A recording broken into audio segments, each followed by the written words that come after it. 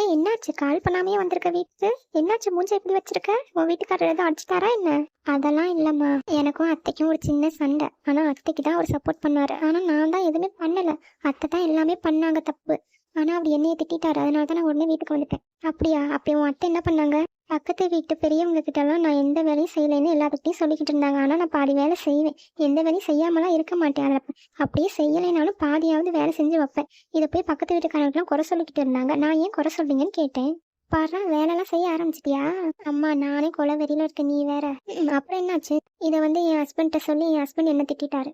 சரி வீடு, அவரும் அம்மாவுக்கு தான் சப்போர்ட் பண்ணுவாரு, அப்புறம் உனக்கா ரொம்ப பண்ணுவாரு. பட் என் ஹஸ்பண்ட் எனக்காக பேசுவார்னு நினைச்சேன். உன்னை புரிஞ்சுக்கோ, எல்லாரும் எல்லா சூழ்நிலையிலும் நல்லவங்களா தெரிய மாட்டாங்க. அது சரி.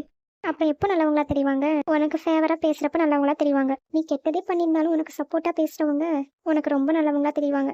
சின்ன தப்பு பண்ணியிருந்தாலும் அதை உனக்கு இனிமேல் இப்படி பண்ணாதம்மா அப்படின்னு சொன்னா அவங்க உனக்கு கெட்டவங்களா தான் தெரிவாங்க. நீ ஒரு பெரிய தப்பு பண்ணியிருக்கலாம், அதனால அவங்க உன்னை திட்டிருக்கலாம். அவங்க தான் உனக்கு உலகத்திலேயே பெரிய துரோகியாவும் எதிரியாவும் பார்ப்பேன். என்னம்மா என்னென்னமோ சொல்ற?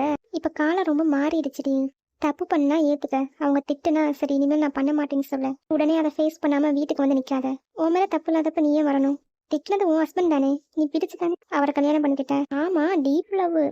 இதெல்லாம் நல்லா பேசு. அவர் திட்டுனா உடனே அழுதுகிட்டு வந்துரு. உரிமை இருக்கவங்க இடத்துல தான் ஒருத்தவங்க திட்ட செய்வாங்க. அதை புரிஞ்சுக்காம நீங்க பெரிய முட்டாள்தனம் பண்ணிட்ட. அட ஆமாமா, இப்ப அவரை எப்படி சமாதானப்படுத்துறது? ஒன்னும் பெரிய மேட்டர்லாம் இல்ல. போய் ஒரு சாரி கேளு, அவரே புரிஞ்சுப்பாரு. இதோ உடனே போறேன். இப்படி சின்ன சின்ன விஷயத்துக்கெல்லாம் வந்துடுறா. இப்ப ஒரு புத்தி சொல்லி அனுப்பிச்சிருக்கோம், இனிமேல் வரமாட்டான்னு நினைக்கிறேன்.